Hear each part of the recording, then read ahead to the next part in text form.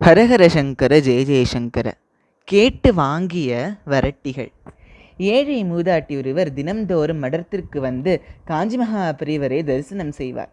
வரும்போதெல்லாம் பல செல்வந்தர்கள் பூ பழங்களை காணிக்கையாக கொடுப்பதையும் சிலர் நற்பணிகளுக்காக நன்கொடை கொடுப்பதையும் பார்த்தார். ஏழ்மை காரணமாக தன்னால் எதுவும் கொடுக்க முடியவில்லையே என்ற ஆதங்கம் மூதாட்டிக்கு எழுந்தது. ஒரு நாள் தன் இயலாமை குறித்து வருத்தம் ஏற்படுவதாக அவர் மகாபிரவரிடம் சொல்லி வருந்தினார். மூதாட்டி நாள்தோறும் தன்னை தரிசிக்க வருவதை கவனித்து வந்த மகாபெரியவர் கனிவு பொங்க பார்த்தார். யாரிடமும் நான் எதையும் கேட்பதில்லை, அவர்களாக கொண்டு வருகின்றார்கள், அதை அப்படியே தர்ம செயல்களுக்கு திருப்பி விடுகிறேன், அவ்வளவுதான்.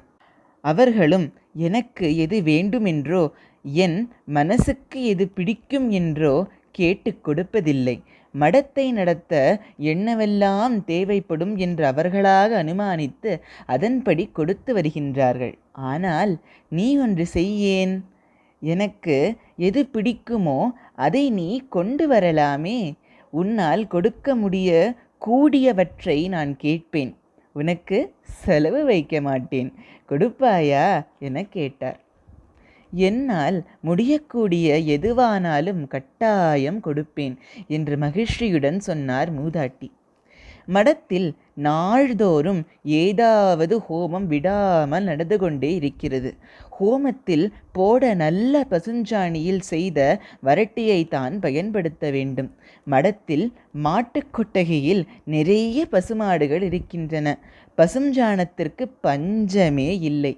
ஆனால் அதை வரட்டியாக தட்டி காய வைத்து கொடுக்கத்தான் ஆளில்லை. நீ ஒரு கூடையில் அந்த சாணியை எடுத்துக்கொண்டு போய் வரட்டி தட்டி காய வைத்து எனக்கு கொண்டு வந்து கொடேன். நீ தரும் வரட்டியை நான் மடத்தில் நடைபெறும் ஹோமத்திற்கு பயன்படுத்தி கொள்கிறேன். இது உன்னால் சுலபமாக முடியக்கூடியதுதானே, செய்கிறாயா என்று கேட்டார். சொடுக்கினால் ₹1,00,000 கூட வரட்டிகளை கொண்டு வந்து அடுக்க எத்தனையோ செல்வந்தர்கள் காத்திருக்கும் போதும் இந்த ஏழை மூதாட்டியிடம் வரட்டி தட்டி தரும்படி கேட்டார் மகாபெரியவர்.